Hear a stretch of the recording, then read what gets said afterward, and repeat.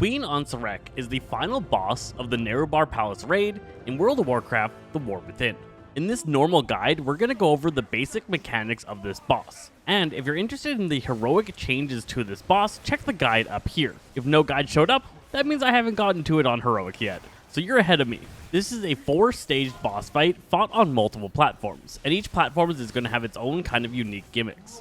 Before starting this boss, set 2 different group assignments, splitting your group 50-50. For the second phase, you're going to have to split the group up, and you'll want to make sure that they have even tanks, healers, and DPS. Due to this entire fight being timing based, you're going to want to lust on pull. Starting it off is the acid phase, and this is where we're dealing with Ansurek on the main platform. Upon pull, the tanks should be ready for the cast of Liquefy.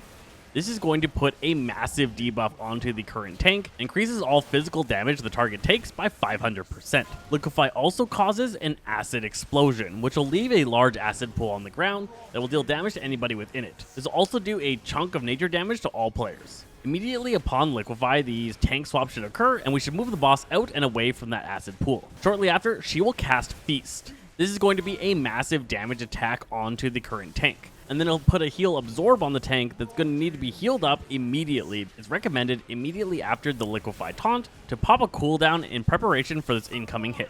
Reactive Toxin is a debuff that's going to go on one player, giving them a green circle. That player needs to move away from the group a decent ways away from the boss. After delay, they'll drop a pool onto the ground that they should immediately get away from. This reactive froth will have a circle around it as well as a bubbly center. If at any point the bubbly center is touched, all players within the circle will get knocked up for a short duration. This is important for dealing with the next mechanic. Venom Nova is a cast the boss will do at 100 energy. This will send out a large circle around from the boss that will spread out gradually. Any player that touches the circle gets a massive nature damage debuff. And if this ring ever touches that reactive froth, it'll then cause massive damage to the entire group. To handle this, whenever Venom Nova is going to be cast, players head towards the frothy circle on the ground, staying within the circle part but not touching the center. Once the cast of Venom Nova has happened and the ring is moving towards the players, one player will move to the center of the froth, knocking everybody up and bouncing them over top of this venom wall. All players will land, and then the player that touched the center of the froth will get a large green circle around them. They'll need to quickly get out of the group before detonating and dealing damage to everybody within their radius. You're going to have to deal with this mechanic quite a few times throughout the fight, and you're going to be constantly rotating the boss around the room, putting down new frothy locations, and then prepping and bouncing over the acid wave. Regularly throughout this phase, she'll mark everyone with white circles. After delay, all players deal damage to people within their circle and become rooted. The group will need to mass AoE down all of these roots, destroying them as quickly as possible, or using any kind of freedoms that they're able to do to remove them instantly. Finally, shortly after that Silken Tomb, she'll begin a Web Blades. This will mark several players with a set of lines around them, and webs will spawn around them and shoot in towards that center. As these areas are spawning, players need to be sidestepping their way around, making sure they aren't in any of the white lines, and then dodging all of the incoming waves of webs. For healers, while dealing with all of this other stuff, the boss is regularly going to have Acrid Presence, which is going to deal AoE damage to all group members constantly. After 3 of these acid jumps, the phase 1 intermission will begin. In this phase, the boss will jump to the center of the room, get a massive shield, and then shoot out threads attaching to all players. Throughout this phase, she builds up energy and then casts Rest. Rest is going to pull all players in towards her. If at any time in this fight you get within 15 yards of her center, you will get devoured, taking 159 million damage. The general purpose of this phase is to break the shield while trying not to get pulled in and eaten. You're going to have to watch her energy bar, and as she gets to maximum, run up to the edge of the room until she casts Rest to pull you back in, at which point you go back to DPSing her until she gets back to full energy. Also throughout this phase, she's pulsing AoE paralyzing venom damage, which will slow players and make them take damage over time.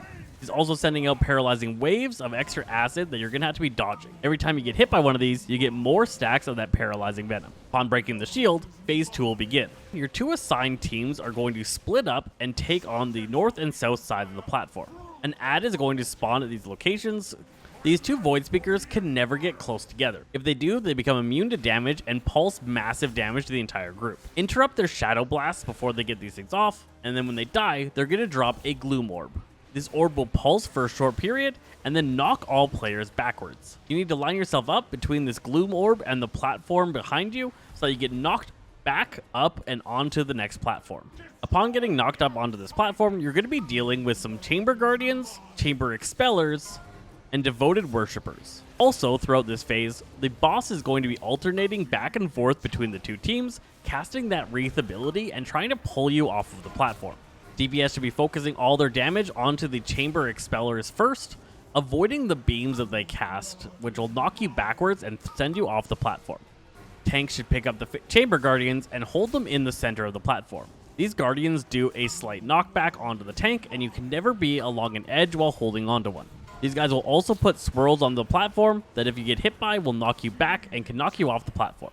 Send out any incidental damage or focus on this target whenever there are no other targets available.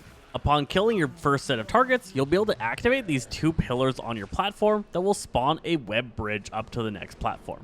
Be careful about crossing this bridge and make sure you know if your side is going to be targeted by rest before you jump up onto it. As you cross these platforms, some caustic skitterers are going to spawn. The tank should pick these up and just pull them towards the next expeller. On these platforms, we're also going to come across devoted worshippers. Your team needs to burn these guys down before they finish casting Cosmic Apocalypse. This will deal massive damage to all targets within 150 yards, so you can't really get away from it.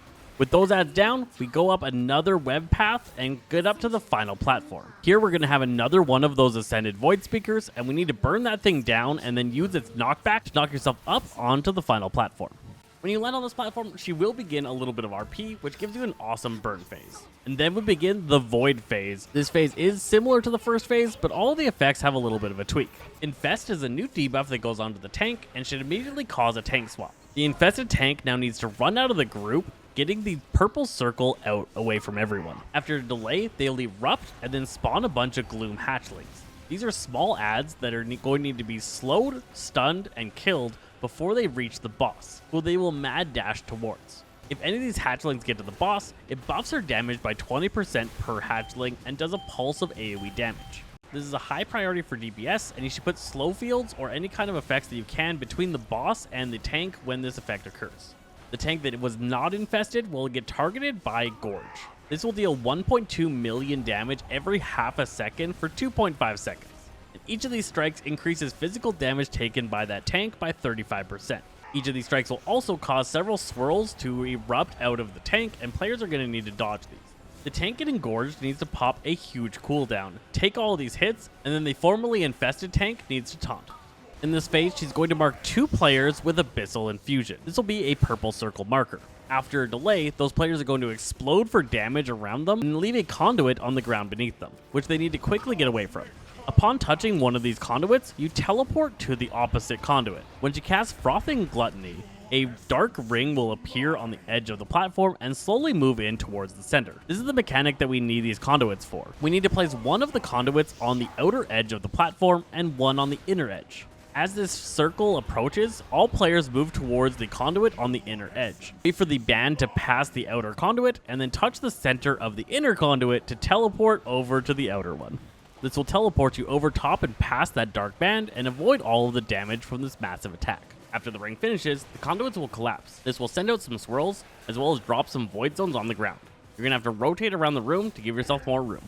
While this ring is slowly encroaching on the group, the boss will have teleported into the center and will pull out glutton threads onto players that will pull them towards her. These threads get slowly stronger over time, and if you ever touch her, you will die. Queen's Summons is going to cause her to shriek out and call some attendants. These attendants are going to have a dark barrier on them and are going to be casting a null detonation that can be interrupted only when that barrier is broken. As soon as these adds spawn, all DPS need to switch to them, burn them through the barrier, and interrupt that null detonation before too many of those get off. If any of these acolytes are alive during the previous Frothy Gluttony phase, she will pull them in, eat them, and then get 100% increased damage per ad that she ate.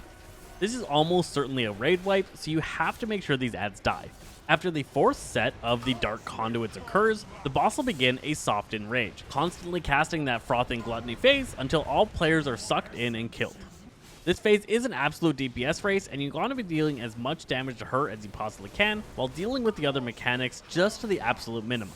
With all these mechanics figured out, you should be able to take down Queen Ansurek and finish the Nerub'ar Palace raid. Congratulations to you!